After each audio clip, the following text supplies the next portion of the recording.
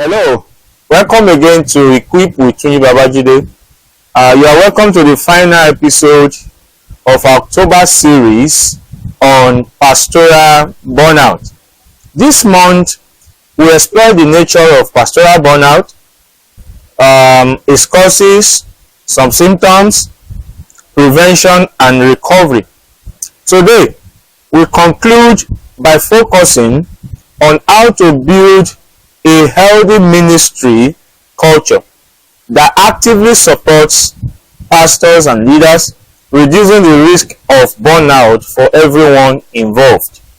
Healthy church environments are crucial for ensuring that spiritual leaders thrive both spiritually and emotionally while fulfilling their calling.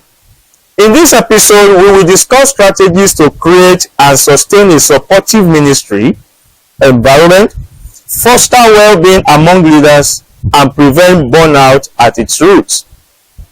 Please sit well, sit tight, and remain focused as we look into the details of this episode. First, we are starting with the role of ministry culture in prevention of burnout. I'd like to say that we can actually prevent incidences of burnout in all ramifications if we have a proper and healthy church culture. Ministry culture is the environment and set of values that shape how the church operates, how leaders are treated, and how work is conducted. Please note the emphasis: how work is conducted, how leaders are treated, and how the church operates. Now let's look at culture of care versus culture of demand. Churches that prioritize care for their leaders build healthier, longer-lasting ministry. So many churches, they don't put into consideration the health of their workers, the health of their pastors, the health of their staff, both pastoral and support staff. Contrast this with a culture that demands results without attending to the well-being of leaders. You want results, you want growth, you want the church to be big, you want the church to be, financially okay, we want people to be coming, you want to be expanding, by starting other branches of the church, but you are not putting into consideration the well-being of the worker, the well-being of the minister.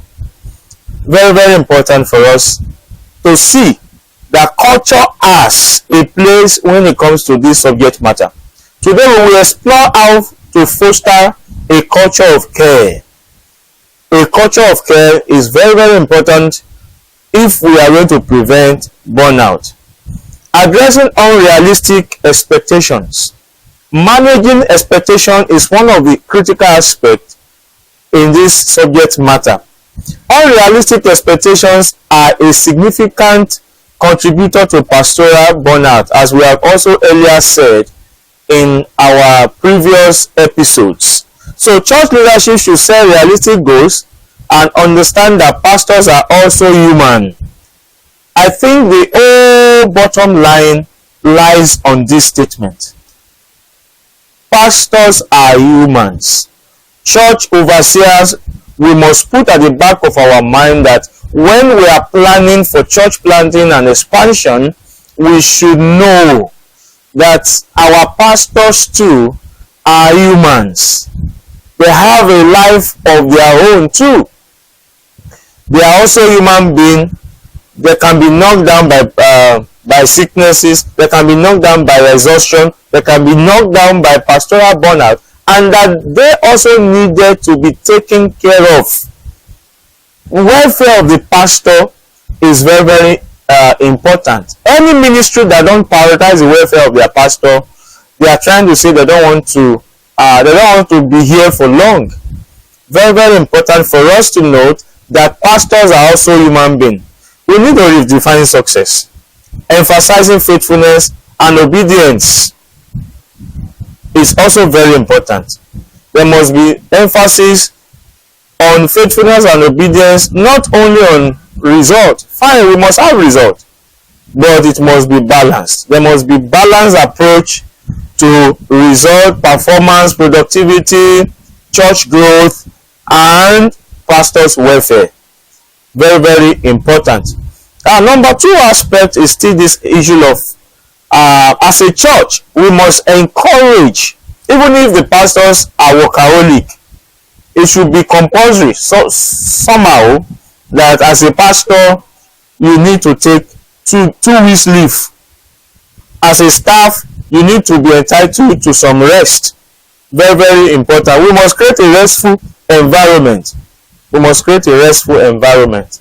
Very, very important. And we must model it as church leaders also in the church. Number three, we must build a culture of support and care. We are looking at this holistically from the church side. There must be a culture of support and care. Everybody in the church, every department in the church, every arm of the church must have it as a culture that care is part of what we believe. Supporting our leaders, supporting our pastor is part of what we do.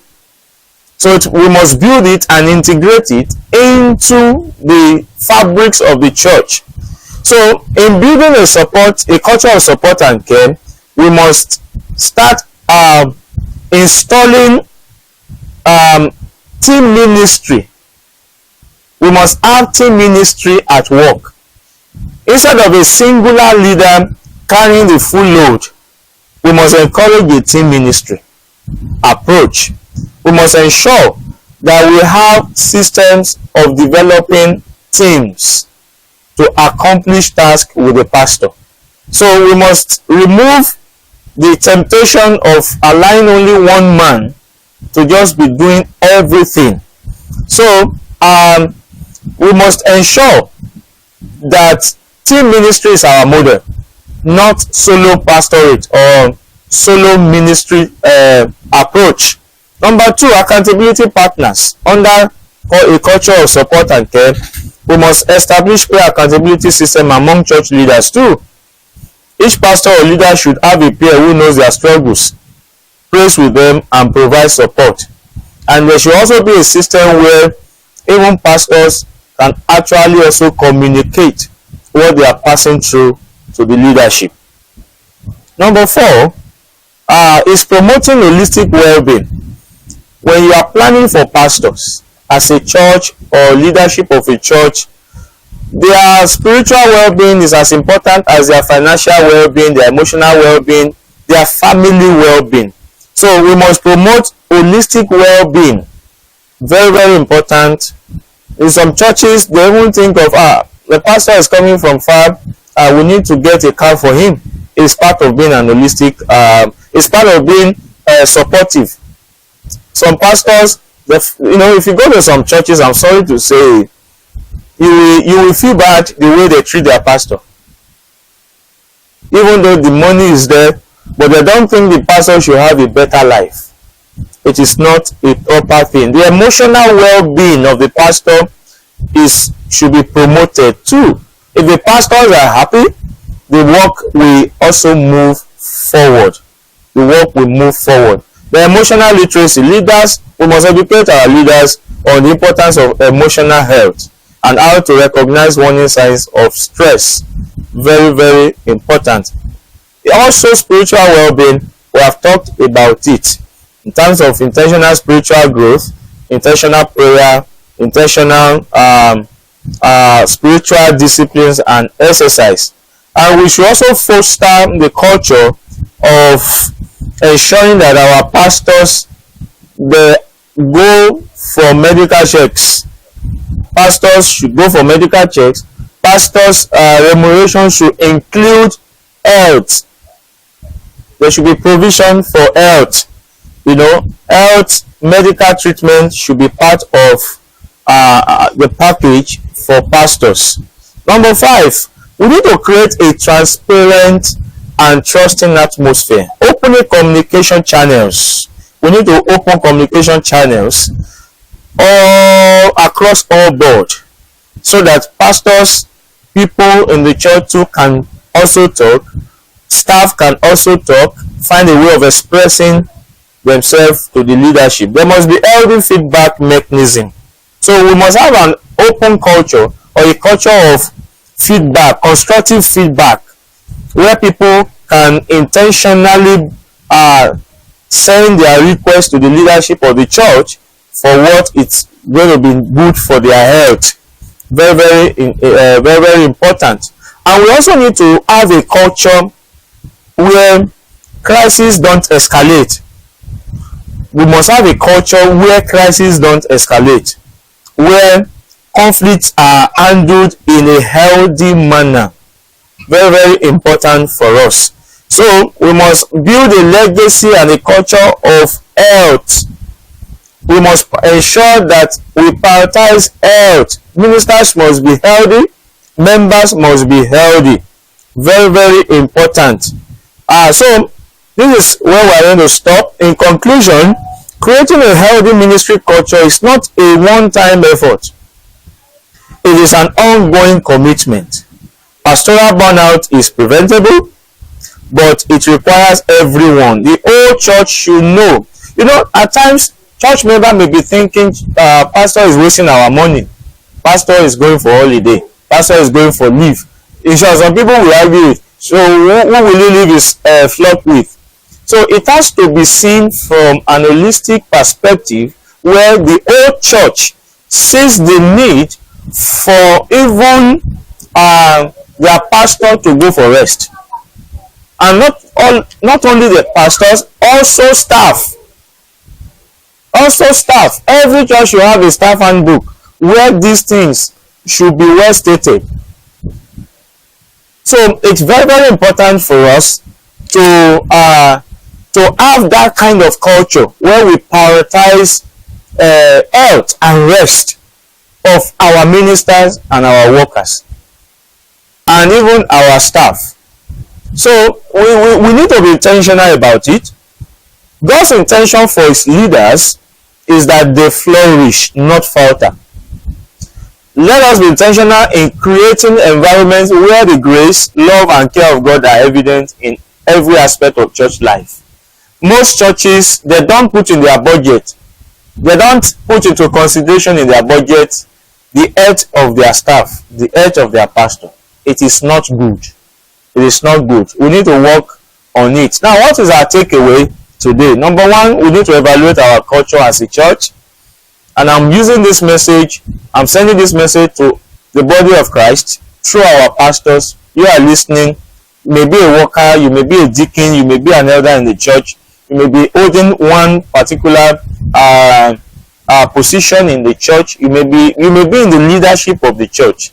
We must prioritize the health of our ministers. It must be a culture, and we must reflect. We must have an evaluation of our culture.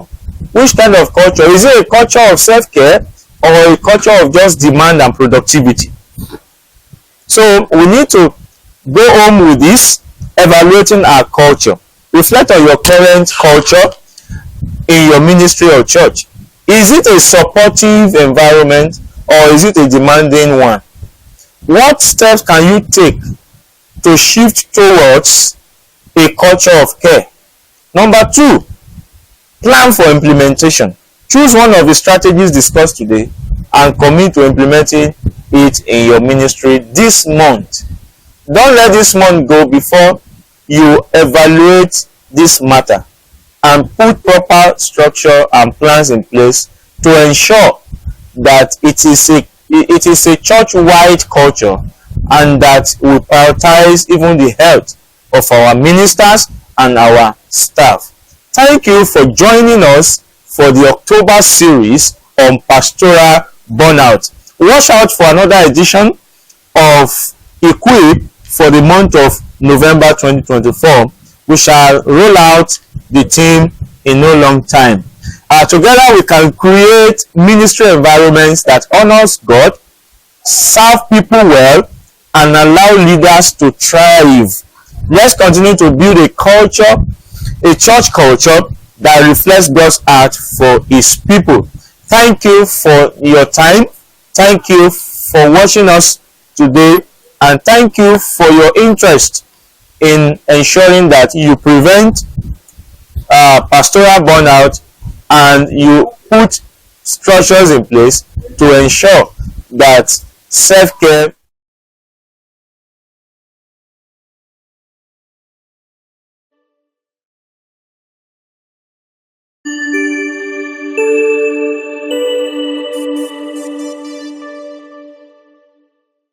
Thank you for watching. We hope you were richly blessed by the broadcast.